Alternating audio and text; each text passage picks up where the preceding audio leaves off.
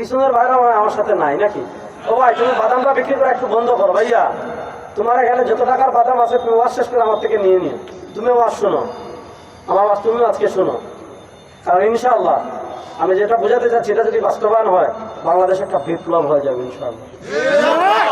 আবার ইনশাআল্লাহ আসতে পান, আরো আসতে বলেন আপনারা বলেন ইনশাআল্লাহ, বলেন না ইনশাআল্লাহ। মূল পয়েন্টে আসেন, আমাদের রাষ্ট্র কাঠামোর একটা মৌলিক সমস্যা হলো দুর্নীতি। এমন কোন সেক্টর নাই দুর্নীতি নাই। আমাদের বাংলাদেশে এমন হয়েছে আপনি বিষ খেয়ে মরবেন, আপনি কোনো কারণে আত্মহত্যা করতে চাচ্ছেন বিষ খেয়ে, তো দেখবেন বিষের মধ্যেও ভেজাল। আমাদের দেশে বিষে ভেজাল আছে না নাই? পৃথিবীর কোন রাষ্ট্রে খাদ্যে এই পরিমাণ ভেজাল আপনি চিন্তা করতে পারবেন না। পচা মাছরে টাটকা মাছ বানাই ফেলায়।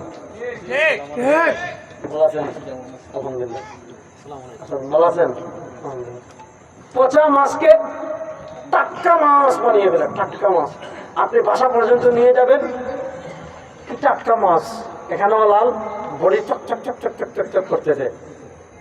বাসায় নিয়ে যাবেন, কিছুক্ষণ আপনার পরিবারের সদস্যরা যখন মাছটা কাটার জন্য কিছুক্ষণ পর দেখবেন গন্ধ বের হচ্ছে, আসলে মাছটা পচা।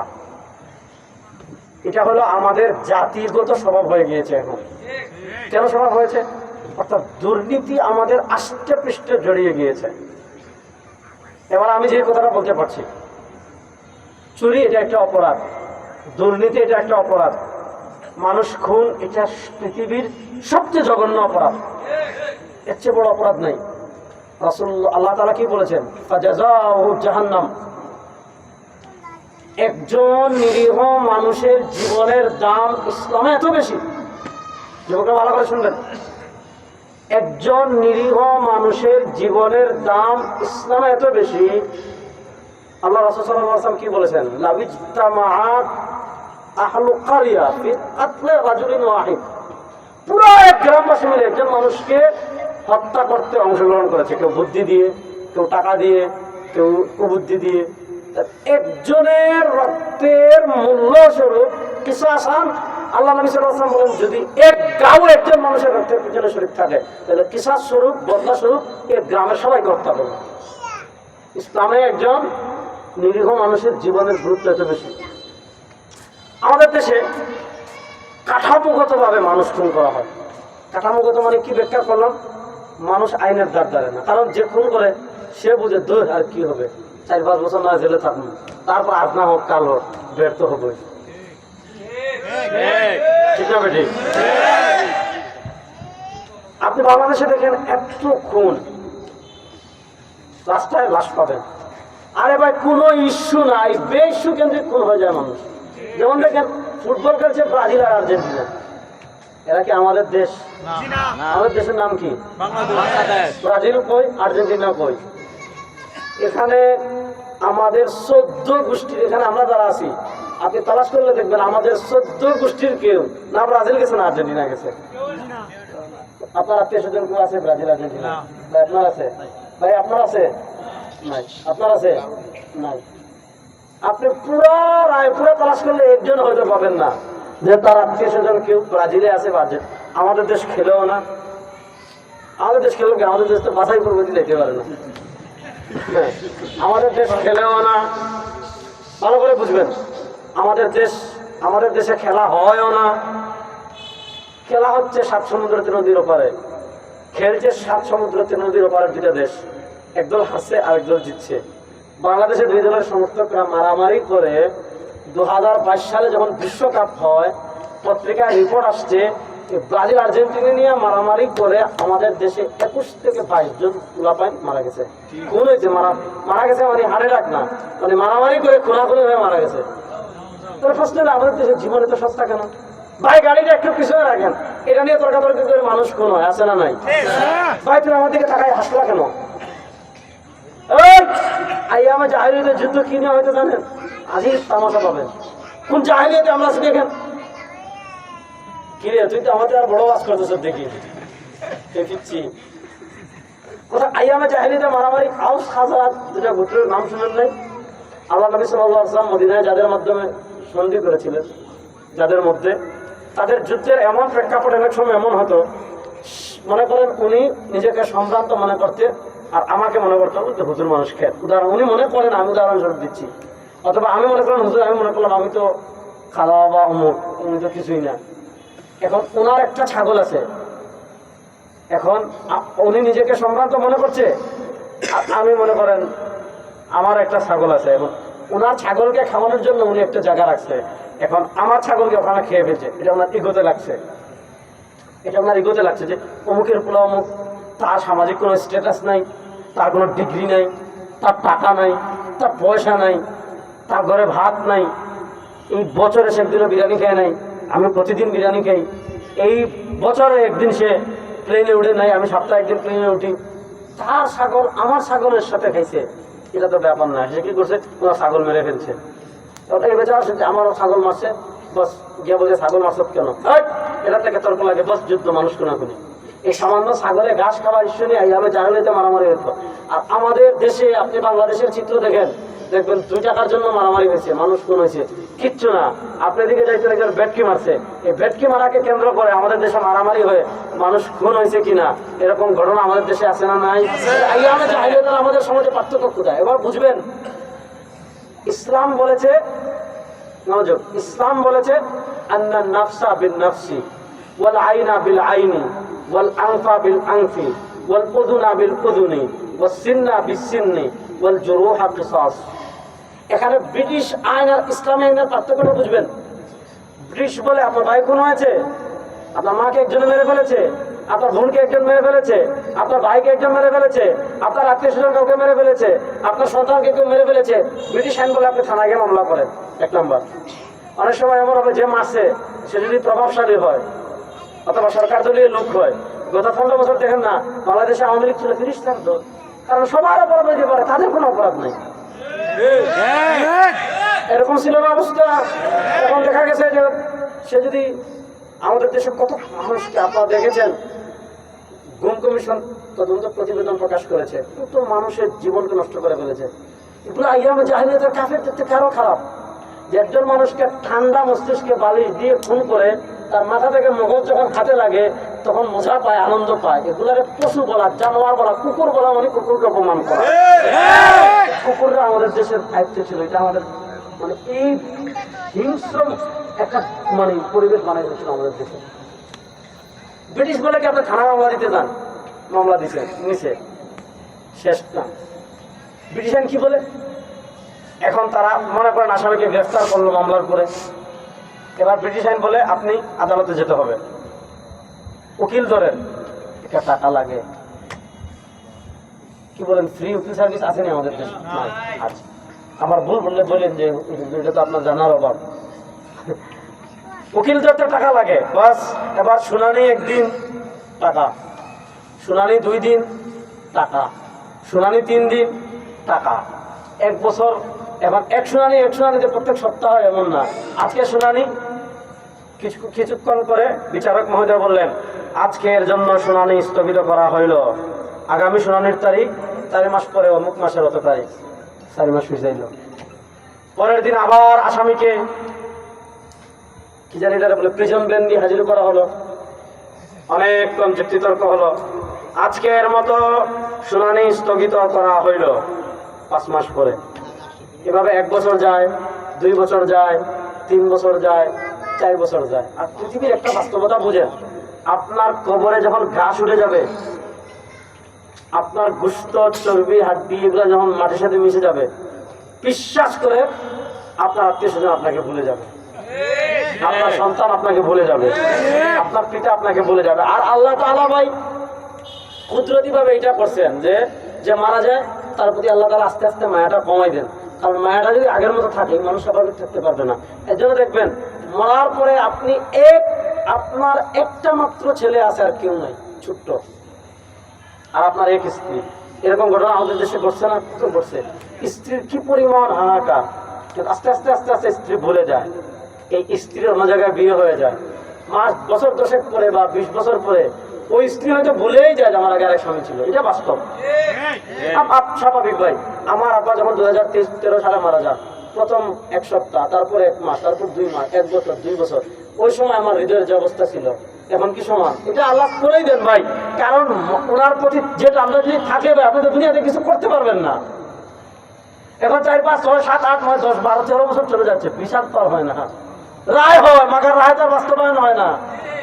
আমাদের দেশে এরকম বহু আসামি পাবেন, 80 সালে 90 সালে খুন করেছে, রায় হয়েছে 2000 সালে, এখনো কার্যকর হয় না, এমন আসামি আছে না নাই? আছে প্রিজন, এই আপনাকে বলে কন্ডেম ছেলে 22-23 বছর ধরে ফাঁসির আসামি, খবর দেখেন। এটা হলো ব্রিটিশের বিচার। আর ইসলাম কি বলে জানেন? এরকম বিধি করবে, আপনি কিভাবে দেশে অপরাধ নিয়ন্ত্রণ করবেন আমাকে বলেন? ইসলাম বলে আন্নান নাফসা বিন নাফসি, কোনো আপিল চলবে না। আজকে রাত্রে মনে করেন আব্দুল সামাদকে খুন করেছে, পয়েন্ট। আজকে রাত্রে আব্দুল সামাদকে খুন করেছে, পয়েন্ট, মনোযোগ। আজকে রাত্রে আব্দুল সামাদ আব্দুল্লাহ অথবা আব্দুল সামাদ, এখানে আবার আব্দুল সামাদকে থাকলে আপনারা কষ্ট পেয়েন না, আমি এটা উদাহরণের জন্য বলছি। আজকের রাত্রে আব্দুল সামাদকে খুন করেছে, খুন করার 1 ঘন্টা পর, 2 ঘন্টা পর, 3 ঘন্টা পর প্রমাণিত হয়ে গিয়েছে 2 ভাবে, হয় ইকরার স্বীকারোক্তির মাধ্যমে অথবা সাক্ষীর মাধ্যমে প্রমাণিত হয়ে গিয়েছে যে খুনটা করেছে অমুক। ইসলাম বলে আর কোনো শুনানি চলবে না, আর কোনো আপিল চলবে না, আর কোনো উকিল চলবে না, আর কোনো সাক্ষী চলবে না, আর কোনো বিলম্ব চলবে না। ব্রিটিশ বলে নিম্ন কোর্টে রায় দিলে আপনি হাইকোর্টে আপিল করেন, হাইকোর্টে গেলে সুপ্রিম কোর্টে করেন, সুপ্রিম কোর্টে রায় দিলে আবার প্রি রিভিউ করেন, এরপরে আবার রাষ্ট্রপতির কাছে প্রাণ ভিক্ষা করেন, দেখা যায় বেচারা দিলে মারা যায়, রায় কার্যকর হয় না। ইসলাম বলে আজকে রাত্রে প্রমাণিত হয়েছে আপনি খুন করেছেন, আর কোনো আপিল চলবে না, আর কোনো শুনানি চলবে না। জীবনের বিনিময়ে জীবন। আজকে খুন করেছেন, প্রমাণিত হয়েছে আপনি খুন করেছেন, কালকে যেভাবে আপনি তাকে খুন করেছেন আপনাকে ওইভাবে খুন করা হবে। আপনি আরেকজনের চোখ নষ্ট করেছেন বুলেট মেরে, আপনি আরেকজনের চোখ নষ্ট করেছেন আপনার টিয়ার শেল মেরে, আপনি আরেকজনের চোখ নষ্ট করেছেন ক্ষমতা রাখার জন্য। ইসলাম বলে আপনি আরেকজনের চোখ নষ্ট করেছেন, প্রমাণিত হওয়ার সাথে সাথে আপনারও চোখ নষ্ট করা হবে। আপনি আরেকজনের পা ভেঙেছেন, আপনার পা ভেঙে ফেলা হবে। আপনি আরেকজনের দাঁত ফেলেছেন, আপনার দাঁত ভেঙে ফেলা হবে। আপনি আরেকজনের নাক গরম, কান গরম করে ফেলেছেন, আপনার কান গরম করে ফেলা হবে। আপনি আরেকজনের আঙ্গুল ভেঙেছেন, আপনার আঙ্গুল ভেঙে ফেলা হবে। আপনি আরেকজনের ঠোঁট ফাটিয়ে দিয়েছেন, আপনার ঠোঁট ফাটিয়ে দেওয়া হবে। আপনি আরেকজনের নাকের ভিতরের পর্দা ফাটাই ফেলছেন, আপনার নাকের ভিতরের পর্দা ফাটিয়ে দেওয়া হবে। আপনি যেই অপরাধ করেছেন কোনো বিলম্ব নাই, অপরাধ প্রমাণ হওয়ার সাথে সাথে পুরো জাতির সামনে আপনাকে শাস্তি দেওয়া হবে। বাংলাদেশে আপনারা অপরাধ নিয়ন্ত্রণ করতে পারেন নাই, আমরা বলি ব্রিটিশ প্রবর্তিত আইন দিয়ে কিয়ামত পর্যন্ত পারবেন না, কিয়ামত পর্যন্ত পারবেন না।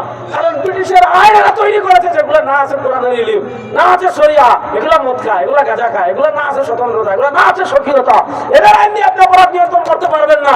বাংলাদেশে যদি দুর্নীতি নিয়ন্ত্রণ করতে চান, বাংলাদেশে যদি মানুষের জনের নিরাপত্তা দিতে চান, বাংলাদেশে যদি ধর্ষণ বন্ধ করতে চান, বাংলাদেশে যদি গরিবের সম্পদ আত্মসাৎ করা বন্ধ করতে চান, আল্লাহ কোরআনের যে দণ্ডবিধি রয়েছে, অপরাধ করলে আল্লাহ কোরআন যে শাস্তি দিয়েছে, রব্বে কাবার কসম করে বলি আল্লাহ কোরআনের শাস্তি বাংলাদেশে 3 মাসের জন্য বাস্তবায়ন করেন, সোনার বাংলাদেশ হয়ে যাবে। 3 মাসের জন্য করেন, সোনার বাংলাদেশ হয়ে যাবে। কিন্তু সমস্যা হলো আজকে আমরা কোরআনকে বানিয়ে ফেলেছি তাবিজের কিতাব। কোরআন থেকে তাবিজ, হুজুর একটা তাবিজ দেন তো। এখানে যদি মনে করে হুজুর অন্য কিছু দেন, কোরআন লিখে দেন না একটু। অবশ্যই কোরআন লিখে তাবিজ দেওয়া যায়, কোনো সমস্যা নেই।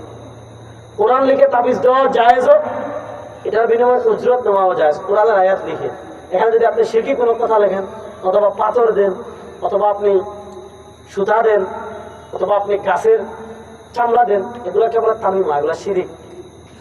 কিন্তু কোরআনের আয়াত লিখে, দোয়া লিখে, অর্থবোধক কোনো কথা লিখে, কোনো হাদিস লিখে লটকানো, এটা 4 মাযহাবে যায়, 4 মাযহাবে যায়, কোনো সমস্যা নেই।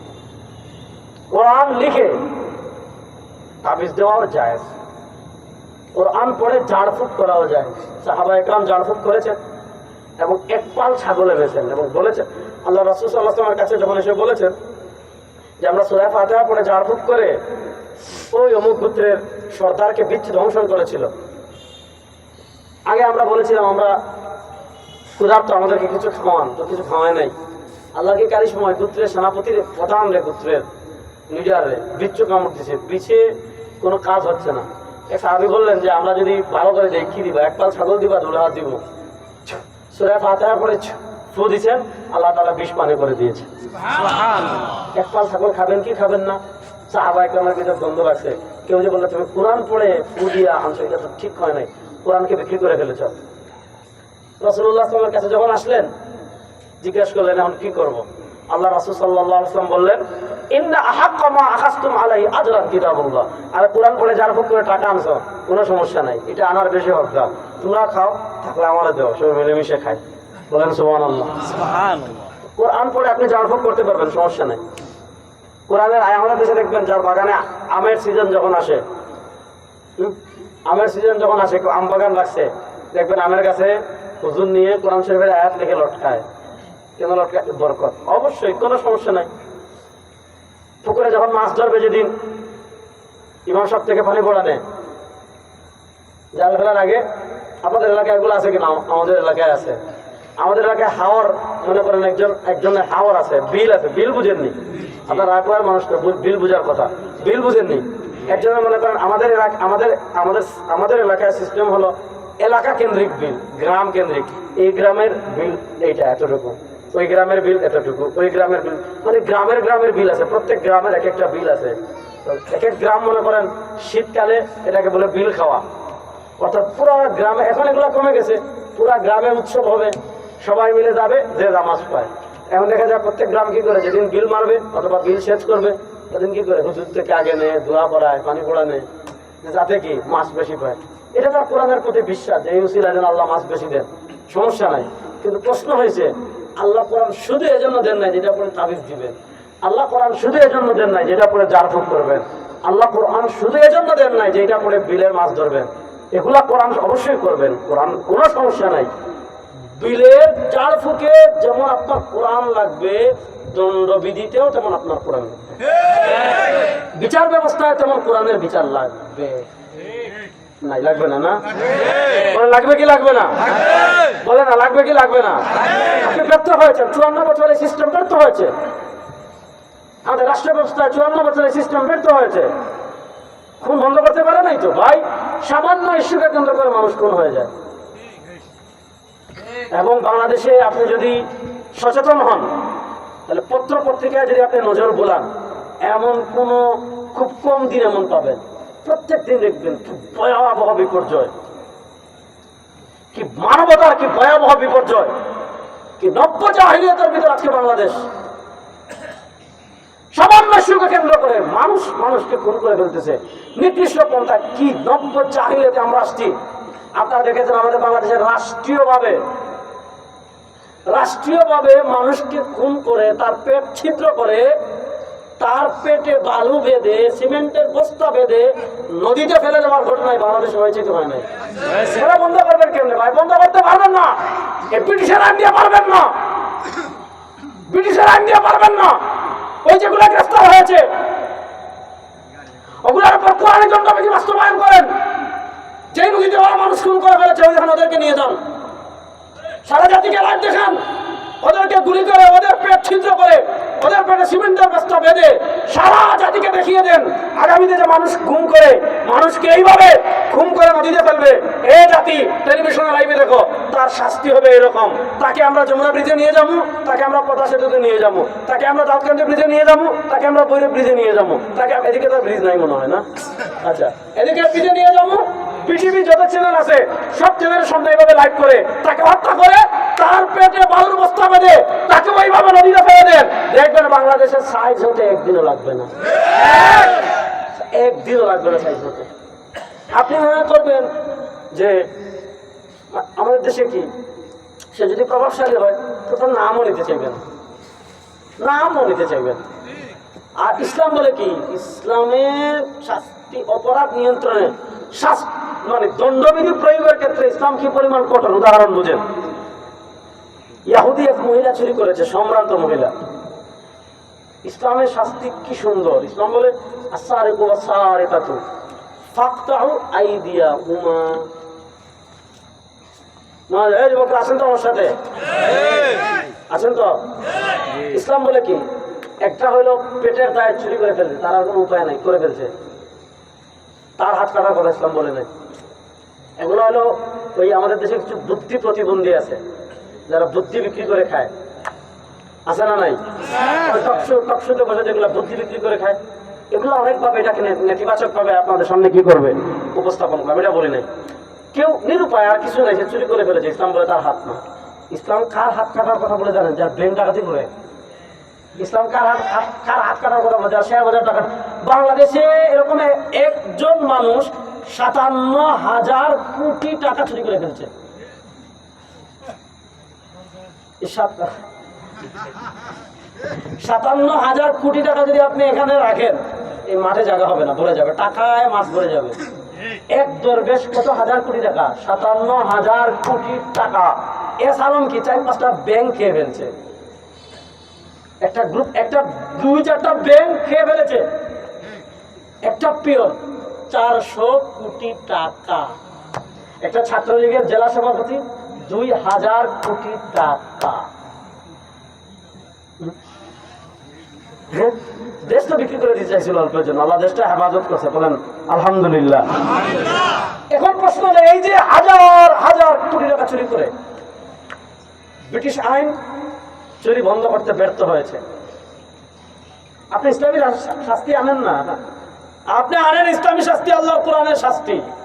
ইসলাম বলে ব্যাংক ডাকাতি করবা, শেয়ার বাজার ডাকাতি করবা, মানুষের টাকা আত্মসাৎ করে চুরি করে বিদেশে বাড়ি বানাইবা, ইসলাম বলে পাত্তাও এই দেব না, ধরে 2 হাত কবজি পর্যন্ত কেটে ফেলে দেয়, শেষ। দেখেন, ইসলাম এটা বলে নাই যে তারা লাঠি দিয়ে পিটান, আরে ভাই পিটাবে, তার হাড্ডি ভাঙবে। সিঙ্গাপুর আছে, হায়দ্রাবাদ, চেন্নাই আছে, চীন আছে, কত বড় বড় হাসপাতাল আছে, আজগর আলী আছে, ইউনাইটেড আছে, লেবেড আছে, স্কোয়ার আছে, কোন হাসপাতালে গিয়ে ঠিক হয়ে যাবে। আর বাংলাদেশের মানুষের যে অবস্থা, 1 বছর আগে আওয়ামী লীগ যা করছে, ভুলতে শুরু করছে, এটা আমাদের দেশের মানুষের